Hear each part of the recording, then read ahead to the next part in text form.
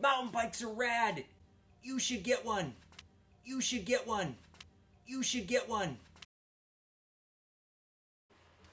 Okay. Wheels.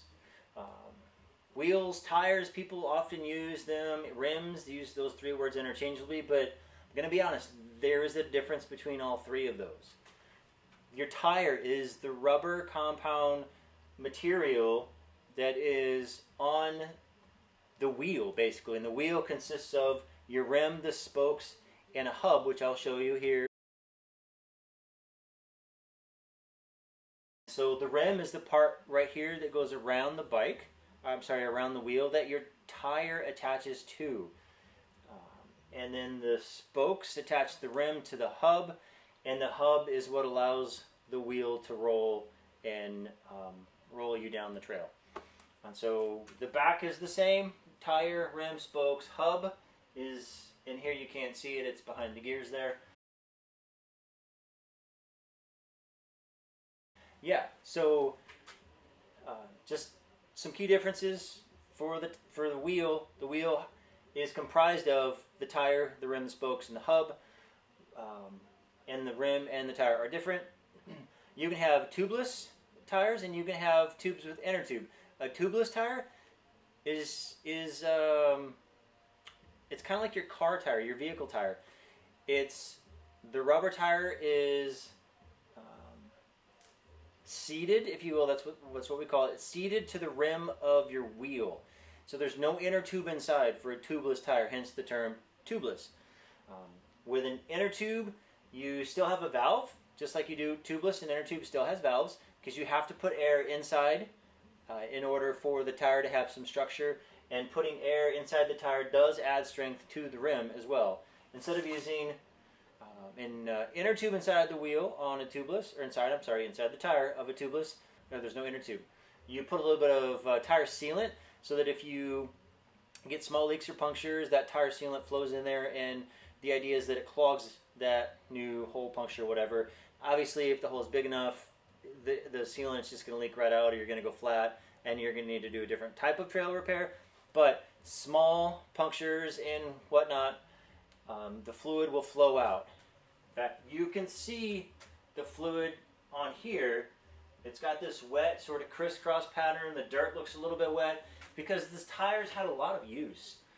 And it's beginning to wear out, and so the sealant is leaking through. Here's a close-up of what I was just talking about. This tire is toast. I'm going to need to replace that tire soon. So I'll probably do a video when I get a new tire and show you how to do that. Install a tubeless tire on a rim. But I think that's probably enough about tires and rims and wheels. Let's see, what else have I got here? So up here on the handlebars setup has your shifting and your brakes and your lever control for a dropper seat post if you have that. And if you have a front derailleur, I don't have a front derailleur.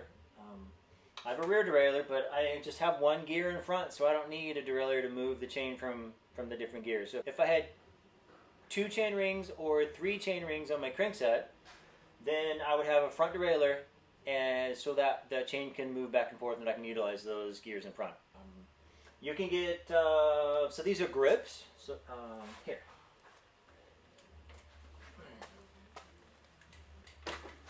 This might not be easier to see.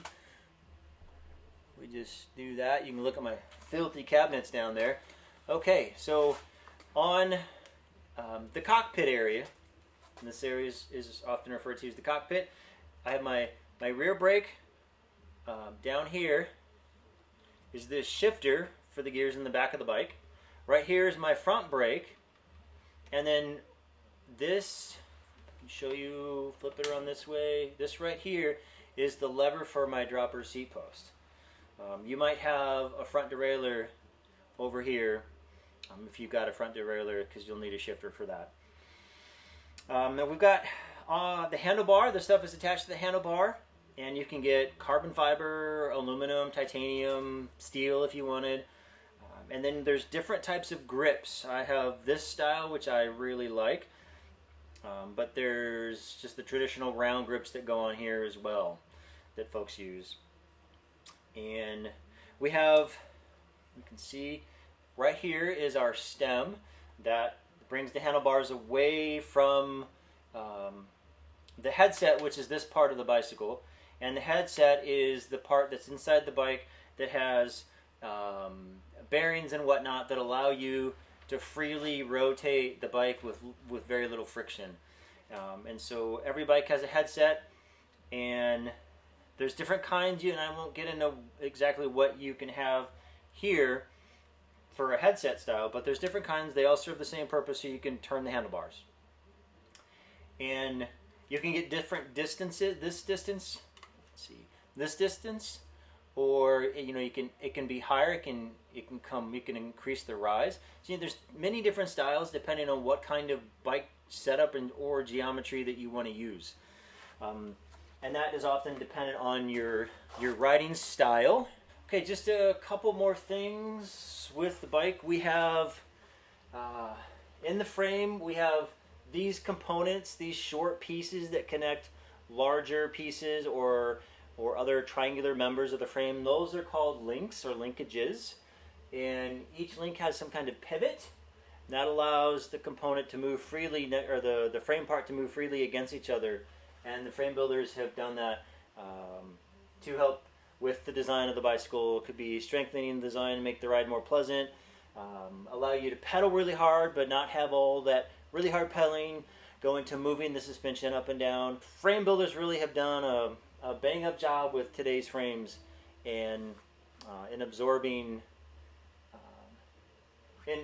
trail features, but allowing you to pedal hard and not lose all that power you're pushing on the pedals into bobbing the bike up and down. And so you end up experiencing a more efficient ride. Okay, flip the bike around. So you get a little bit better view of the disc brake here, the rotor right here, and the brake pads are inside here. There's a little piston when you squeeze the brake lever, the hydraulic fluid flows through here and compresses the brake pads together. Squeezes the rotor. Same thing on the front. If you wanted to replace your disc brakes and go with bigger rotors, you need to check with the company, or it might even be on the frame somewhere. There's typically a certain maximum rotor size that you can put on a bicycle. So this frame is carbon fiber. You can get frames in carbon fiber, aluminum, steel, titanium that I know of, or a combination of some of those together. I do want to jump back to tires real quick. There are many different kinds of tires out there. Everything from road, road or gravel or cross country, to in between, to downhill specific, like big meaty tires, and different widths. And so when you look for a tire, you can decide if you want tubeless, if you want inner tubes, if you are riding cross country or downhill, if you got a trail bike that's going to see a little of everything. Often it's good practice to have a slightly wider tire in the front than in the back. On this bike I've got a 2.6 inch tire on the front. These are 29 inch rims, by the way. I've got 2.3 in the back. The wider tire in the front gives me a little bit better traction on corners or loose material. And then you can get tires for mud, for hard pack, for dry, dusty, loose areas. So do your research. There's plenty of material out there on manufacturers' websites, on YouTube, on different blogs, industry websites that people would frequent. There's reviews and information about tires. There's so much out there, so don't get overwhelmed. Just look at a few places and keep an open mind. If you go to a manufacturer's website, they're going to be really excited about their tire and less excited about another brand's tire. So just do some research and try to find what it is that might suit you and your riding needs. Also, 20, let's see, wheels can be, on a mountain bike, can be 26, 27.5, or 29 inch, often called 29ers. It's getting harder to find 26-inch wheel mountain bikes, new ones these days. There's tons of used ones out there, and there's nothing wrong with 26-inch. They've been around for decades. But there are some benefits to having bigger sized tires, and that might be a video for another time. But know that you can get a mountain bike in 26-inch wheels, 27.5, or 29. Thanks for tuning in. If you like what you saw, please hit the subscribe button, like the video, leave comments. If you feel like there's something I left out, call me on it. Put it in the comments below. If you thought I did a fantastic job, I'd love to hear that stuff too. Thanks for tuning in, and I will see you on the trails. If I had 2 gears in front, 2 chain rings, or 3 chain rings on my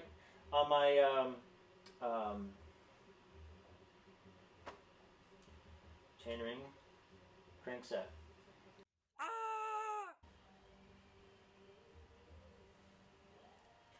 don't know if you can hear my neighbor. He's got his music going across the street, and it's loud.